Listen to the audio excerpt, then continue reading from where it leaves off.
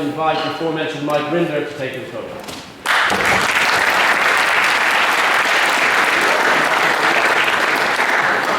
Thank you so much, and thank you all for inviting me. I feel a little like the sacrificial lamb here, but we'll see if I can overcome some of these arguments that have been made. Matthew, I really appreciate your words because effectively you have made my argument on the proposition that Scientology is as legitimate as any other religion, because this debate hinges on one thing. What is the definition of religion? But before we get to that, let's just begin with a proposition. Religion is not the same as church. The beliefs, the philosophical principles and practices are not the same as the people or the buildings. And to put this in some context for you, I do not believe that the current Church of Scientology behaves in a religious fashion, nor should it be treated as such, but I fervently believe the principles of Scientology are indisputably religious. Jihadists act in the name of religion. They do not define Islam. The abuses of zealots in the Church of Scientology no more defines the religion of Scientology. So how does one define religion? Well, the word is sometimes used interchangeably with the word faith, but religion differs from private belief in that it has a public aspect. A person's individual belief does not make it a religion. Many efforts to define the term are based on personal religious heritage and experience, but it is an almost universal truth that adherents of each religion will define religion to include themselves but no one else. Traditionally, Western thinkers have approached the subject from the perspective of Judeo-Christian religion. This approach revolves around two fundamental but related doctrinal concepts: a belief that there is a personal created God, separate and distinct from man, and that man's highest activity is the worship, supplication, and veneration of this God. If a set of beliefs did not manifest these doctrines, it was not regarded as a religion. Yet, I doubt that anybody here would disagree that Zen Buddhism is a valid religion, though they view doctrine at best as ancillary to spiritual advancement. Theravada Buddhism and Jainism have no supreme being. A number of Hindu sects recognize many gods. Taoism, Confucianism, and older Eastern religions do not fall within this definition. So how does one define religion? Scholars agree that the test must be objective. There is a general consensus that three factors reflect the essential common features of religions. One, a belief that deals with the supernatural, some ultimate reality that transcends the physical world. This ultimate reality may be a god, gods, or supreme being, or it may simply be some supernatural principle, such as a belief in the transmigration of one's spirit. Scientology has a fundamental principle that one of the 8 parts of existence is God, or the infinite, though there is no dogma as to the form of God. A goal of Scientology is to raise one's spiritual awareness to attain a full understanding of the infinite. 2, religions include practices that enable man to contact, understand, attain a union, or commune with this ultimate reality. In simple terms, the central religious practices of Scientology, that is, the study of the teachings and the personal counseling called auditing, are designed specifically to help achieve understanding of and commune with the ultimate reality. And thirdly, a religion consists of a community of believers who join together in pursuing this ultimate reality. Do you want to answer any of the previous speakers' points on how you're talking about a religion that asks people to remove themselves from their family members for their own monetary interest? I addressed that in the beginning. I make a very clear distinction between the church, the practices of individuals in the church, and the religion. And I do not believe that the practices of the Church of Scientology under David Miscavige, the current leader of the church, fall within the subject of religion. I believe that they are operating as a business. Let me just finish here. Thirdly, a religion consists of a community of believers who join together in pursuing this ultimate reality. There are communities of Scientology believers around the world, including a large and growing community of independent Scientologists like myself, who practice the faith outside of the formally organized church.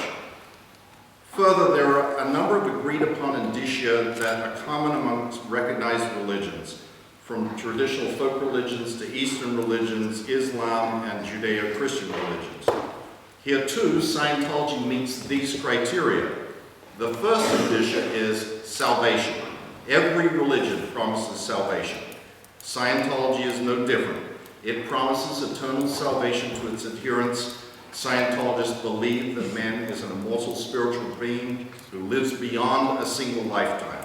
And the goal of Scientology is achieving spiritual peace or salvation. Scientology also offers a more pragmatic salvation in the here and now. The overcoming of barriers to happiness and life's problems, a feature one finds in every religion, whether it be prayer, meditation, or confession. The second is every religion sets forth a cosmology, the nature of the physical universe, including time and space, the world we live in, and man's place in it. Much is made of Scientology and so-called space aliens. This is not the cosmology of Scientology, or even its creation theory.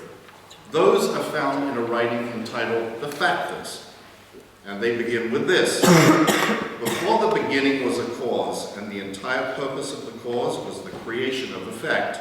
In the beginning and forever is the decision, and the decision is to be. The third common feature that you will find in almost every religion is preservation of orthodoxy. Catholicism obviously has the Jesuits. Scientology is often criticized for being too concerned about the preservation of orthodoxy. Certainly it's not a disqualifying factor when it comes to Scientology. Another factor is establishment of ethical and moral codes, guidelines governing behavior and right conduct. Again, criticism of Scientology often centers around the ethics codes, and while I personally criticize how some of those practices are employed, there is no doubt that Scientology meets this test. Yes, ma'am. Can I just quote the actual definition of ethics from the policy letter, which is the purpose of ethics is to remove counter-intention from the environment, and having achieved this, the purpose is to remove counter-intentionness from the environment, i.e. ethics is to stamp out non-Scientology stuff. That's a misinterpretation of what the subject of the ethical codes of Scientology are. But I don't want to spend a lot of time on that, Matthew, because it's really not that important to the overall point that I'm trying to make. Every religion also finds a way to help people resolve their personal problems. And again, this is another element that is very strong in Scientology, and is sometimes Scientologists are criticized for this because they offer help with your personal relationships or things that sound very secular. And so that then gets put outside the top or the subject of religion as if that isn't religious. But all of those scholars conclude with these objective tests, there is also legal definitions. And probably the most compelling of them comes from the High Court of Australia, which was a decision concerning the Church of Scientology. And that court set forth 4 indicia for what constitutes a religion. 1, a belief in something supernatural, some reality beyond that which can be conceived by the senses. 2, that the belief in question relates to man's nature and place in the universe and his relationship to things supernatural. 3, as a result of this belief, adherents are required or encouraged to observe particular codes of conduct or engage in particular practices that have supernatural significance. And 4, the adherents comprise one or more identifiable groups. That decision in 1983 which dealt directly with the subject of Scientology, concluded that Scientology is in fact a religion. Numerous scholars have also offered opinions on the subject. I'll just refer to one, Dr. Brian Wilson from Oxford University. I had the distinct pleasure of meeting with Dr. Wilson on a number of occasions. I'll just take one of his quotes. He said, "After 20 years of studying the subject, it is clear to me that Scientology is a bona fide religion and should be considered as such. But what about all those who would second guess these scholars and claim that Scientology is not a religion because there's writings of L. Ron Hubbard that don't sound religious? To those, you can point to writings in any religion that, when taken out of context of the body of the work, hardly sound religious in tone or content. And what about those who dismiss Scientology by claiming that L. Ron Hubbard is not worthy to found a religion? Well, to begin, Scientologists don't aspire to live the life of our founder, unlike other faiths who try and emulate Jesus or Muhammad or Buddha. And Scientology is not based on divine revelation, unlike Mormonism and Joseph Smith. Scientology is a 20th century religion, and for someone to appear on this earth today claiming to be perfect in every regard, a divine figure sent by God to save the world, they'd be locked in a mental hospital.